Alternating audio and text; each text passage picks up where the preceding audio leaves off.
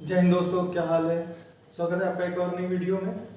तो आज के वीडियो में हम लोग पढ़ने वाले हैं क्लास 9th का फर्स्ट चैप्टर का सेकंड वीडियो इसलिए क्योंकि एक इंट्रोडक्शन था। फर्स्ट एक्सरसाइज के बारे में हम लोग ऑलरेडी पढ़ चुके हैं। यहाँ पे हम लोग सेकंड एक्सरसाइज के इंट्रोडक्शन और उसके क्वेश्चंस के बारे में यहाँ पे पढ़ने वाले हैं हम लोग, ठीक है।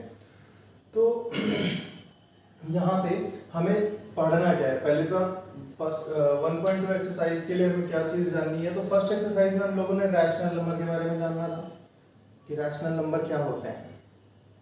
तो रैशनल नंबर क्या होते हैं, जिन्होंने वो वीडियो नहीं देखे पहले वो वीडियो देख लेना आप, ठीक है। फिर उसके बाद ये वीडियो समझ में आएगा यहाँ पे हम क्या कर रहे हैं। तो रैशनल नंबर का अगर हम एक ब्रीफ समझें तो रैशनल नंबर हम किन्हें कहते हैं। रैशनल नंबर वो नंबर्स होते हैं जिनको P/Q के फॉर्म में रिप्रेजेंट किया जा सकता है, बट यहाँ पे कंडीशन होती है कि Q जो है वो 0 के इक्वल नहीं होना चाहिए।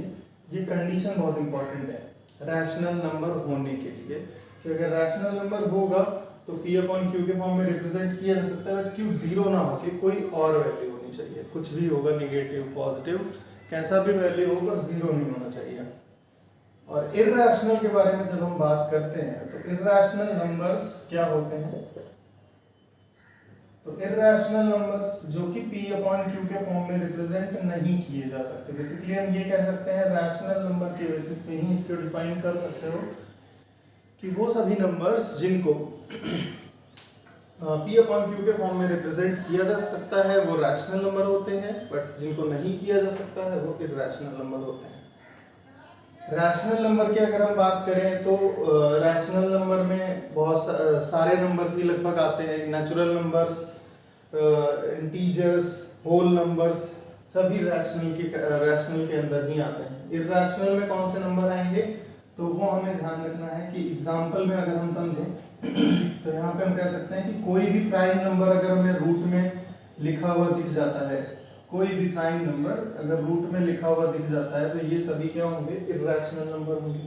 इसके साथ में आपको याद रखना है कि पाई जो कि हम पढ़ते हैं, ठीक है। तो पाई की वैल्यू, पाई भी जो होता है वो इर्रेशनल की कैटेगरी में आता है। इसके साथ ही साथ आपको ये भी ध्यान रखना है कि अगर मान लो √2 लिखा हुआ है, अब हम ये जानते हैं कि √2 क्या है, एक इर्रेशनल नंबर है। इसके साथ में प्लस में कोई नंबर लिखा हुआ है या कोई नंबर माइनस में लिखा हुआ है या कोई नंबर मल्टीप्लाई में लिखा हुआ है, ठीक है, या फिर कोई नंबर डिवाइड में भी लिखा हुआ है, मान लीजिए इस तरह से, तो ये सभी तब भी कि इर्रेशनल ही रहेंगे।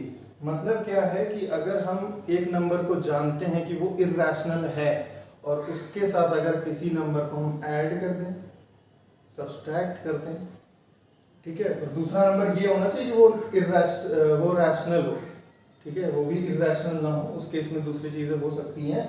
बट अगर किसी भी हम रैशनल नंबर का इर्रेशनल नंबर में मल्टीप्लाई करते हैं, डिवाइड करते हैं या फिर ऐड करते हैं या सब्सट्रैक्ट करते हैं तो वो इर्रेशनल ही रहेगा, उसमें कोई चेंजेस नहीं आएंगे, ठीक है। तो इस चीज को भी ध्यान रखिएगा।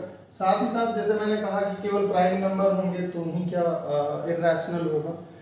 हो सकता है कि आपको कंपोजिट नंबर कोई दे दिया जाए और उसमें पूछ लिया जाए आपसे कि ये इर्रेशनल है कि नहीं है। जैसे 125 आपको लिख के दे दिया गया, अब ये इर्रेशनल है कि नहीं है, तो जैसे इसके हमने फैक्टर्स निकाले तो फैक्टर्स हमारे 5 × 5 × 5 निकल के आए। अब इसमें क्या होगा, एक पेयर बन रहा है तो एक 5 बाहर आ जाएगा और एक 5 अंदर बच जाएगा। तो अगर रूट के अंदर कुछ भी नहीं बचता तो वो रैशनल हो जाता। बट अगर रूट के अंदर कोई प्राइम नंबर बच जा रहा है, कंपोजिट नंबर के केस में अगर कोई प्राइम नंबर रूट के अंदर बच जा रहा है, वो स्क्वायर रूट होल स्क्वायर नहीं है पूरी तरह से नंबर, तो उस केस में वो इर्रेशनल ही रहेगा। जैसा एग्जांपल ये लिखा हुआ भी है और यहाँ पे भी आप समझ सकते हो। तो क्या कंपोजिट नंबर इर्रेशनल नहीं होते हैं? हो सकते हैं, पर उनको चेक करना पड़ेगा कि वो होल स्क्वायर है या नहीं है। अगर होल स्क्वायर हो जाते हैं तो वो इर्रेशनल नहीं है, अगर नहीं होते हैं, कोई प्राइम नंबर रूट के अंदर बच जाता है तो उस केस में वो इर्रेशनल ही रहेंगे, ठीक है। ये बात समझ में आ गई आप सभी को? बोलिए इसमें किसी को डाउट है अगर, ठीक है। तो देखो ये बात भी ध्यान रखनी है कि मैंने पहली वीडियो आप अगर देखोगे इस पे तो मैंने नंबर्स का कैटेगराइजेशन ही समझाया था वहां पे रियल नंबर के बाद में, रियल और इमेजिनरी के बाद में जो कैटेगराइजेशन होता है वो रैशनल और इरैशनल का ही होता है। तो रैशनल के ही अंदर आपको whole number, natural numbers, integers, सारी चीजें यहीं पे मिलती हैं। तो रैशनल नंबर के अंदर ही सारी वैल्यूज आती हैं, मतलब हम ये कह सकते हैं all the natural numbers are whole numbers, sorry वो तो होगा ही कि all natural numbers are whole numbers, all natural numbers are rational numbers, all whole numbers are natural number, sorry all whole numbers are rational numbers. Means सभी natural number जो होंगे वो भी रैशनल है, सभी होल नंबर्स जो होंगे वो भी क्या होंगे, रैशनल होंगे, इंटीजर्स भी सभी क्या होंगे, वो भी क्या होंगे, रैशनल होंगे। मतलब यहाँ पे हमें natural number, whole number, integer सभी रैशनल की कैटेगरी में आएंगे। क्यों ऐसा कहा जाता है? क्योंकि नेचुरल नंबर जैसे हमने अगर कोई ले लिया, जैसे 4 ले लिया, ठीक है, तो 4 के अपॉन में डिनोमिनेटर में हम 1 लिख सकते हैं ना, और यहाँ पे क्या कहते हैं, कंडीशन यही कहती है कि क्यों 0 नहीं होना चाहिए, तो 0 नहीं है, यहाँ पे 1 है। तो होल नंबर हो, नेचुरल नंबर हो या इंटीजर्स हो, नेगेटिव या पॉजिटिव कोई भी होगा, तो वो सभी क्या होंगे, रैशनल की ही कैटेगरी में आएंगे। जैसे 0 भी अगर कह दिया गया तो 0 के डिनोमिनेटर में भी हम अगर 1 लिख देते हैं या 2 भी, कोई भी नंबर आप लिख दो 0 के डिनोमिनेटर में, तो उसको वो जस्टिफाई करेगा। अब यहाँ पे क्या है, क्यू 0 नहीं है, क्यू 0 नहीं है, p भले ही 0 हो गया, तो इन्होंने क्या कहा, क्यू 0 नहीं होना चाहिए, क्यू 0 नहीं है। तो इस केस में आपसे पूछा जाए अगर कि 0 हमारा जो है वो रैशनल नंबर है कि नहीं है, तो 0 रैशनल नंबर है। ठीक है, ये बात क्लियर हो गई। अभी रैशनल और इरैशनल को लेके तो कोई कंफ्यूजन नहीं है। ठीक है, तो रैशनल नंबर क्या होते हैं, इरैशनल नंबर क्या होते हैं। देखो रैशनल में हम ये बोल सकते हैं नेचुरल नंबर रैशनल नंबर होते हैं, होल नंबर रैशनल नंबर होते हैं, इंटीजर्स रैशनल नंबर होते हैं। पर क्या सभी रैशनल नंबर नेचुरल नंबर होते हैं? तो उल्टा इसका पॉसिबल नहीं है, क्योंकि रैशनल नंबर में हमें 2/3, 4/5 इस तरह के नंबर्स भी देखने को मिलते हैं। वो नेचुरल नंबर में नहीं मिलेंगे, वो होल नंबर में भी नहीं मिलेंगे, वो इंटीजर्स में भी नहीं मिलेंगे, फ्रैक्शन वाले जितने भी नंबर्स होते हैं। ठीक है, तो इसका अपोजिट पॉसिबल नहीं है कि रैशनल नंबर और नेचुरल नंबर, बट ऐसा पॉसिबल जरूर है, ये है कि नेचुरल नंबर रैशनल नंबर होते हैं, होल नंबर रैशनल नंबर होते हैं, और इंटीजर भी हमारे क्या होते हैं, रैशनल नंबर होते हैं। ठीक है, ये बात मैंने पहले की वीडियो में भी समझाई है, आप उनको देख लो, आपको और समझ में आ जाएगा अच्छे से। ठीक है, तो अभी आते हैं हम लोग आगे बढ़ते हैं इरैशनल के बारे में। तो इरैशनल के बारे में आप समझ गए, इरैशनल नंबर होते क्या हैं, those numbers which cannot be represented in the form of p upon q are known as irrational number। irrational number के बारे में कुछ और एग्जांपल्स भी आप देख लो। एक डेसिमल का केस है, वो भी समझना जरूरी है कि अगर जैसे डेसिमल में आप कभी कभी कुछ नंबर्स देखते हो कि जैसे 3.3333 रिपीट होता जा रहा है। ठीक है, तो इसको हम इस तरह के नंबर को क्या कहते हैं, repeating and non terminating. Non terminating मतलब खत्म नहीं हो रहा और रिपीट कर रहा है। तो अगर कोई पर्टिकुलर नंबर, जैसे यहाँ पे एक नंबर रिपीट हो रहा हो, 2 नंबर रिपीट हो रहे हो, जैसे यहाँ पे 18 रिपीट होता जा रहा है, ठीक है, या फिर कोई और नंबर हमने ले लिया, उसमें 3 नंबर जैसे रिपीट हो रहे हैं, ठीक है, या 4 नंबर भी हो सकते हैं, ज्यादा भी हो सकते हैं। पर अगर रिपीटिंग वाला केस हमें देखने को मिला कि पर्टिकुलर नंबर्स जो है वो रिपीट होते जा रहे हैं डेसिमल के प्लेसेस में, तो उस केस में वो रैशनल नंबर की कैटेगरी में ही आते हैं। अगर रिपीटिंग नंबर हमें देखने को मिला तो रिपीटिंग नंबर वो चाहे एक नंबर रिपीट हो रहा हो, 2 नंबर रिपीट हो रहे हो, 3 या 4 या 5 कितने भी नंबर अगर रिपीटिंग प्रोसेस में हमें देखने को मिलते हैं तो वो रैशनल ही कैटेगरी में आएंगे। रैशनल नंबर ही उनको कहा जाएगा अगर वो रिपीटिंग और नॉन टर्मिनेटिंग है।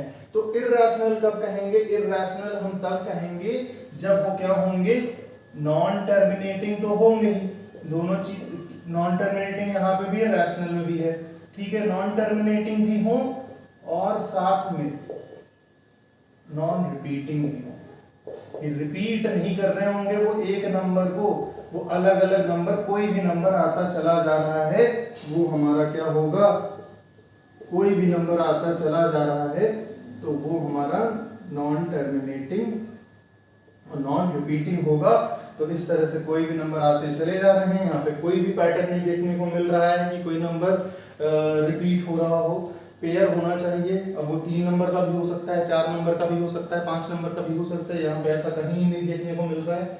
कि कोई भी पेयर बन रहा हो, तो ऐसे केसेस में ये इर्रेशनल होगा। तो इर्रेशनल तब होगा जब नॉन टर्मिनेटिंग और नॉन रिपीटिंग नंबर्स हमें देखने को मिलेंगे डेसिमल में। तो देखिए फ्रैक्शन में ये समझ में आ गया कि रूट के अंदर हमें क्या लिखना है, और बाकी डेसिमल में अगर हमें पहचानना है कि इर्रेशनल है या रैशनल है, तो उसके लिए ये ध्यान रखना है कि वो नॉन टर्मिनेटिंग और नॉन रिपीटिंग हो। ठीक है, इतनी बात समझ में आ गई? इतना क्लियर है? चलिए देखिए आगे देखते हैं। तो आगे हमें एक्सरसाइज में इसमें क्या पढ़ना है। तो एक्सरसाइज में हमें बेसिकली यहाँ पे जो समझना है 1.2 में नंबर सिस्टम में, तो यहाँ पे हमें इर्रेशनल नंबर का रिप्रेजेंटेशन समझना है। इर्रेशनल नंबर को हम नंबर लाइन पे कैसे रिप्रेजेंट करते हैं वो चीज जाननी है। तो जैसे मैंने एक एग्जांपल ले लिया √3, जैसे मान लो हमें रिप्रेजेंट करना है, एक क्वेश्चन हो गया, ठीक है। और √3 को हम नंबर लाइन पे रिप्रेजेंट करना चाहते हैं, तो पहली चीज क्या करनी है, आपको नंबर लाइन ड्रॉ कर लेनी है। ठीक है, ये हो गई नंबर लाइन, मिड में हम 0 ले लेते हैं और यहाँ पे 1। आपको स्केल से करना होगा, ये बात ध्यान रखिएगा कि इक्वल डिस्टेंस में ही रखना है इनको, और वहां से एग्जैक्ट कैलकुलेट करके बताना होगा। मैं तो यहाँ रफली करूँगा और आपको स्केलिंग से 1 सेंटीमीटर पे ही डिस्टेंस पे ही इन नंबर्स को लिखना है। नेगेटिव साइड का वैसे यूज नहीं है हमारे पास, पर हमने ड्रॉ कर दिया। ठीक है, तो देखिए जैसे आपको पहले √3 हमें दिखा, तो √3 के पास में, मतलब 3 के पास में बेसिकली हम कहें 3 के पास में सबसे करीब कौन सा होल नंबर होता है। ठीक है, तो हम क्योंकि निगेटिव यहाँ पे माइनस नहीं कर सकते, इस वजह से हम प्लस के बारे में ही, प्लस की तरफ ही जाएंगे। तो यहाँ पे जैसे 3 के पास में अगर हम देखें तो 4, तो 4 से माइनस करना पड़ेगा, तो 4 हम नहीं लेंगे, हम 1 को लेके चलेंगे। ठीक है, तो 1 अगर हम देखें तो 0 से 1 ये लाइन हमारी हो गई। ठीक है, 0 से 1 ये लाइन हो गई। अब इस लाइन पे क्या करना है, 1 पे आने के बाद में 1 सेंटीमीटर, ये चीज फिक्स है कि आपको परपेंडिकुलर जो ड्रॉ करना है वो 1 सेंटीमीटर तक ही ड्रॉ करना है। अब अगर हम इस लाइन को यहाँ से मिलाते हैं, देखो ये 1 सेंटीमीटर हो गया और ये भी 1 सेंटीमीटर, तो होगा ही 0 से 1। ठीक है, ये दोनों 1 सेंटीमीटर हो गए। अब इसमें जो हमने लाइन ड्रॉ की, इसकी लेंथ निकल के कितनी आएगी, तो वो √2 आएगी।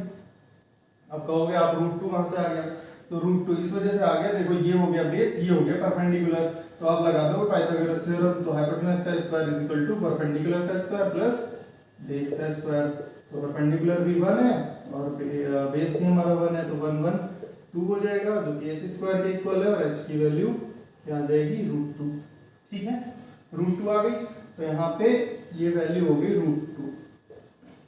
अब √2 जब आ गया, तो √2 तो हमें दिखाना नहीं था, हमने √3 बनाना है। तो इस लाइन पे, इस वाली लाइन पे जो ये लाइन ड्रॉ है, इस पे एक और परपेंडिकुलर 1 सेंटीमीटर का हम ड्रॉ करेंगे। ये फिर से क्या होगा, 1 सेंटीमीटर का परपेंडिकुलर होगा, और इस चीज के ऊपर फिर यहाँ से हम क्या करेंगे, एक और लाइन यहाँ से मिला देंगे। अब जब इसको सॉल्व करोगे, इस ट्रायंगल की बात करें, तो इस ट्रायंगल में आप देखो कि परपेंडिकुलर हमारा क्या है, 1 है, बेस हमारा क्या है, √2 है। तो अगर हम इसमें हाइपोटेनस निकालेंगे, तो अंडर रूट में √2 का स्क्वायर मतलब 2, 1 का स्क्वायर 1 मतलब √3 आ जाएगा, मतलब इसकी वैल्यू क्या आ गई, √3 आ गई।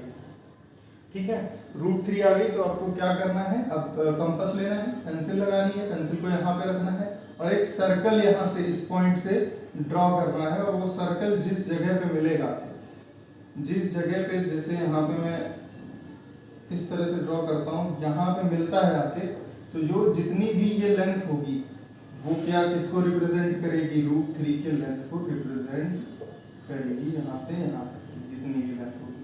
ठीक है, यहाँ से 0 से लेकर यहाँ तक। ठीक है, समझ में आया, कुछ कुछ समझ में आया आपको, तो मैं इसको थोड़ा बड़ा करके बता देता हूँ आपको, तो समझ में आ जाएगा। इसको इसी डायग्राम को दोबारा देख सकते हैं, कैलकुलेशन आपको समझ में आ गई होगी, तो इसी डायग्राम को फिर से समझते हैं बड़े। तो देखो ये जैसे नंबर लाइन थी हमारी, तो नंबर लाइन पे यहाँ पे 0 है, यहाँ पे मान लीजिए 1 है, और यहाँ पे 2 है, कुछ इस तरीके से। ठीक है, तो हमने 1 सेंटीमीटर जितना ये ड्रॉ किया, उतना ही इधर भी होगा 1 सेंटीमीटर। ठीक है, अब यहाँ पे हमने क्या किया, इस पे परपेंडिकुलर। ठीक है, तो यहाँ पे ये 1 था, ये भी 1 था, तो ये √2 आएगा, ये कैलकुलेशन में आपको समझा चुका हूँ। ठीक है, अब यहाँ पे फिर से परपेंडिकुलर ड्रॉ किया हमने, क्योंकि √3 निकालना था। इसको मिला दिया आपस में, तो यहाँ से ये √3 निकल के आ गई। ठीक है, ये √3 आ गई। अब क्या करना है, कंपास लिया इसको और यहाँ से इसको ड्रॉ करोगे तो कुछ इस तरीके से ये मिलेगा। ठीक है, एग्जैक्टली थोड़ा दूर पे जाएगा ये, कुछ इस तरीके से। ठीक है, तो ये हमारी 0 से लेके जितनी भी वैल्यू होगी √3 के इक्वल होगी, तो ये यहाँ से हमें पता चल सकती है। ठीक है, तो कुछ ऐसे कैलकुलेशन करनी है। जैसे आपके पास √5 आ गया मान लीजिए, तो √5 के बारे में बात करेंगे तो √5 के केस में क्या होगा कि हमें एक नहीं दो लेने पड़ेंगे वैल्यू। मतलब 5 के पास में अगर होल स्क्वायर हम देखें तो 5 के पास में हमें 4 देखने को मिल जाएगा, राइट। तो 4 मिल जाएगा, तो हम 4 किसका स्क्वायर होता है, 2 का। ठीक है, तो 2 का स्क्वायर होता है, इसलिए हम वैल्यू क्या लेके चलेंगे, 2 की। ठीक है, जैसे 0, यहाँ पे 1, यहाँ पे 2, तो हम पहले 2 तक इसको लेके जाएंगे, तो 2 ये हो जाएगा और इस पे पर परपेंडिकुलर जो ड्रॉ करेंगे वो 1 सेंटीमीटर पर ड्रॉ करेंगे। ठीक, फिर इनको जैसे मिलाया तो ये डिस्टेंस कितनी है, 2 है, ये डिस्टेंस कितनी है, 1 है। अब देखो परपेंडिकुलर हमारा 1 है, जो हमेशा पर 1 रहेगा, बेस हमारा 2 हो गया। अगर इसमें हाइपोटेन्यूज हम निकालते हैं तो 2 का स्क्वायर प्लस 1 का स्क्वायर मतलब ये हो गया 4 प्लस 1 मतलब √5, तो ये √5 आ जाएगा। अब फिर से वही चीज़ है, कंपास लेना है, यहाँ पे मार्क करके यहाँ से एक सर्कल की तरह ड्रॉ करना है और कुछ इस तरह से वैल्यू आएगी, तो ये हमारी वैल्यू क्या हो जाएगी, √5 के इक्वल हो जाएगी।